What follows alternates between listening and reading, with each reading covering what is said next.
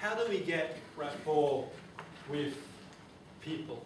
One of the things is, I read a book by a guy from the FBI, and it was all about body language, and that's how he used to do it. He'd surreptitiously mirror it until the people felt comfortable with it, and then he'd start driving the conversation. And he used to do it when he interrogated people, basically, so to be, follow the patterns, and then when people felt comfortable. And that's how he built a rapport up, so he could start getting inside these criminals' minds. Okay. So that was one aspect. Okay, that's a good point, and we'll hold that for now. Have you been in a situation where you've had a conversation with someone, and they've been telling you something, but you weren't sure whether they were telling you the truth? You would have distinctively noticed various things about their eye movements, pupil dilation, muscle tone, lip size, various things that they might do. Different literature out there that tells us about non-verbal signals. Now, if someone's folding their arms, what do you think that would tell you about someone if they're folding their arms? Okay, it might tell you they're defensive. Yeah, they might just be comfortable. While some of this literature holds truth, yeah, in certain circumstances, okay, they'll tell you, well, someone crossing this way means this thing, and someone doing that means this, and someone holds it. It may hold some truth, yeah. I would say, generally speaking, it's not a strong enough indicator, because everyone adopts various physiological positions for various reasons. If someone's scared, what happens physiologically when someone's afraid? What do they do automatically if someone's afraid? Ever watch a scary film? Okay, what happens when someone's afraid? When you're afraid? To our bodily functions, what? Close up. Okay, we close up. What about our heart rate? Our breathing. Okay. What about when someone's embarrassed? What do? They blush automatically. Get on with really well, be it personally or professionally. Okay. Think about the people that you feel most comfortable with. Okay. Are the people that you feel most comfortable with similar to yourself on various levels? Okay. Want to go ahead? Okay. Think of an interaction you've had in the past with a work colleague. Okay, someone you got on really well with. Does everyone have anyone that, or maybe get on really well with now? Okay, why do you get on with that person really well? You trust them? Okay. Similar values. Sometimes it's just that you respect them. You don't have to particularly see yourself as being like them. Okay, what do you respect about that? It could just be, you are with them. You might not always like what they say, but they'll just tell it straight. Okay. So I suppose that's trust. And is that important to you? Yeah. Yeah. So value, you can. Yes, Okay. Yeah. So there's a value that's important to you that resonates with them. You mentioned the word comfortable. Yeah. Okay, so you feel comfortable with that person, that situation. Okay, which gives you that feeling of rapport with that person, because they're working, or your relationship with them works towards values that are important to you. Trust. Okay. People will generally feel, comfortable, and they'll gain rapport with people who've got similar values, similar beliefs. Okay, and they have some level of common ground. Okay, so some of the ways that we can gain rapport is to find common ground. Okay, we can find common ground with people to gain rapport. And I have a chart here to demonstrate just how much we communicate verbally. Okay, has anyone ever come across, we mentioned earlier, we cannot not communicate, that 55% of what we communicate is through our body language, 38% tonality, and 7% what we say. So if 7% of what we communicate is what we say, if we're attempting to gain rapport by sharing similar beliefs, similar values and similar interests, it's very minimal. Okay? Yes, we are gaining rapport on various levels, yet in saying that, it is far more minimal than if we can expand and widen our horizon, so to speak. Okay? Let's look at tonality. Okay?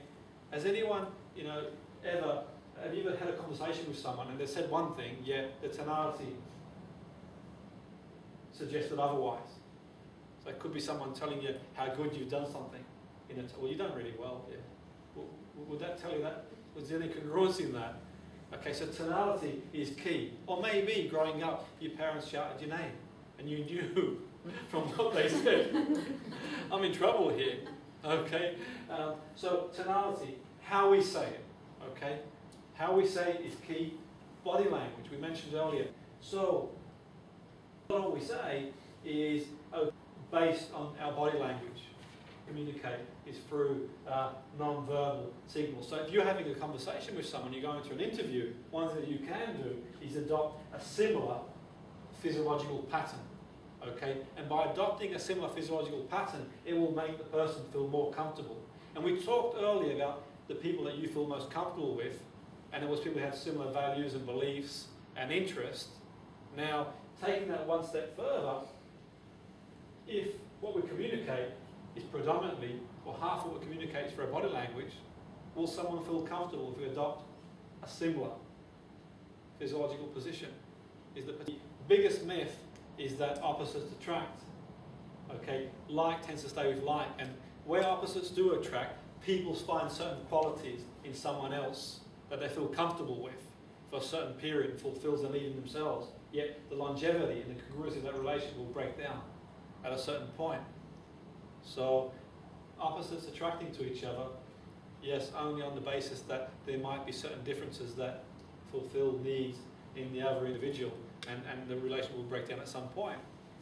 And think about it. How well do you get on with someone who's completely opposite to who you are? Okay, you may have got on for a while, there might be some congruence there. And the other thing as well, which is key as well, in terms of building rapport with other people, when really, on the big scheme of things, how much different are we? Okay, we've all got our own unique reality, but how much different are we?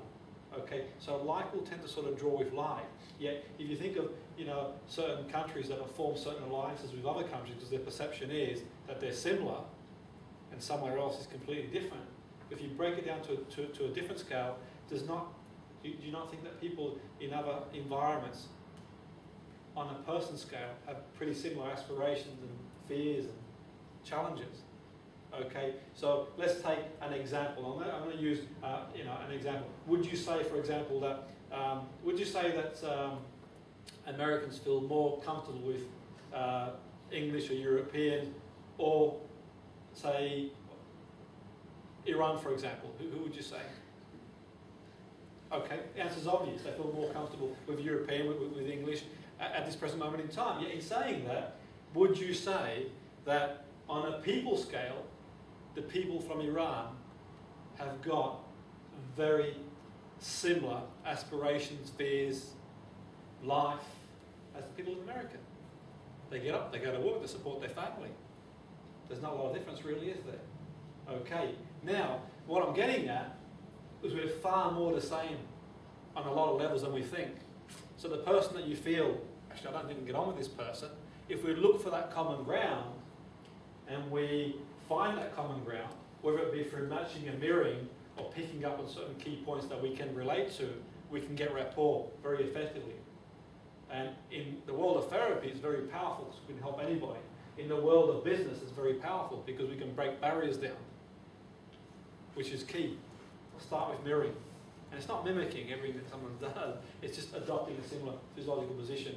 Of course, and there is a border between, mimicking someone. There's a borderline between tonality. If someone comes in and speaks with an American accent, you start putting an American accent as well. That's just plain stupidity, really.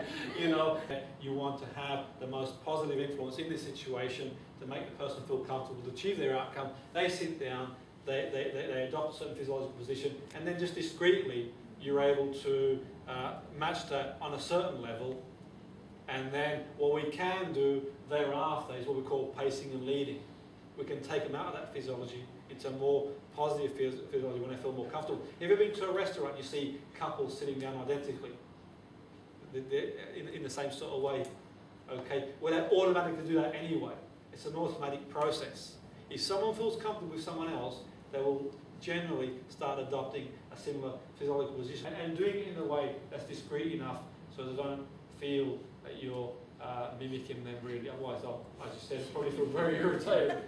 Yes, it is very powerful for that, yeah. Because when you think, people make their decisions very early on. In certain scientific studies that suggest that people's impression in the first few seconds, people subconsciously will make a decision about how they feel about someone in a very, very short instant. So it is very powerful for doing that. So if you go into the interview room and you've got a very short space of time to make an impression, then mirroring the person very early on